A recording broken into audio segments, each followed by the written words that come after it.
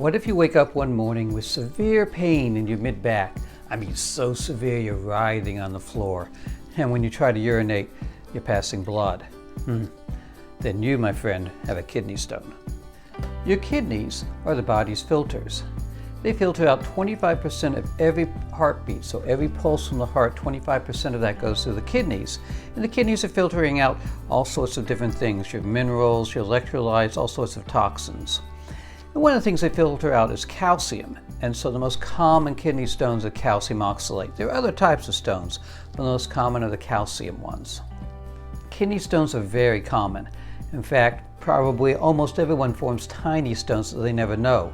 But at least 1 in 10 people form stones so often that they're serious and they cause enough pain to have to present to the emergency room. Emergency room visits from kidney stones account for 500,000 visits a year in this country. So what causes kidney stones? The most common causes are genetics and dehydration and where you live. Certain regions have highly mineralized water. If you're in a region with highly mineralized water, you're more likely to have a kidney stone.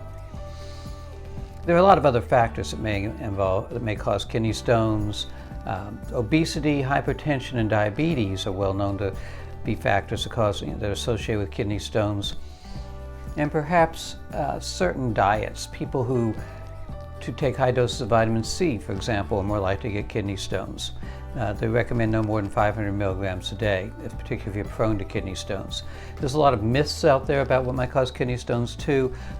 We used to believe that drinking a lot of milk, because there's a lot of calcium, will cause kidney stones, but scientific studies have not been able to prove that. Once a stone forms in the kidney, it can stay there for many, many years, decades, the rest of your life, and never cause any problems. But it does cause problems when it tries to pass. So the tube that goes from the kidney to the bladder is called the ureter. And the ureter can stretch up to 10 millimeters. Sonomy is about 1/3 of an inch. And if the stone is half that size, say less than 5 millimeters, 4 millimeters or less, it will pass. It can still cause pain, but it usually will pass on its own. But if it's more than that, 5 millimeters or bigger, it usually will not pass. It'll get stuck and have to have intervention by a urologist.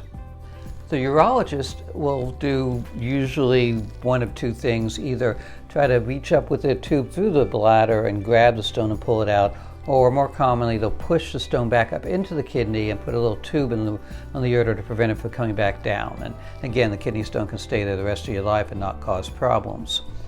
There are other options, and one of them is a big machine called a lithotripsy. They use shock waves focused on the kidney to try to break up that stone.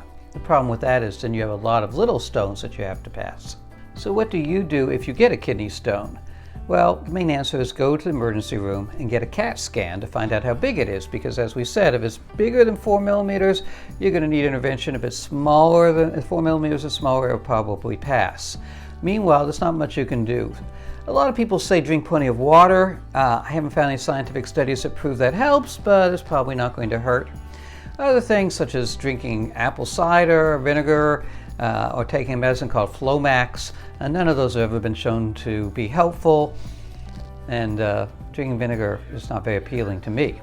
Although painful, kidney stones rarely cause long-term damage. Now, there are exceptions to that. If the kidney stone causes spasm or totally blocks off the ureter, then that can back up into the kidney. Urine can back up and damage the kidney.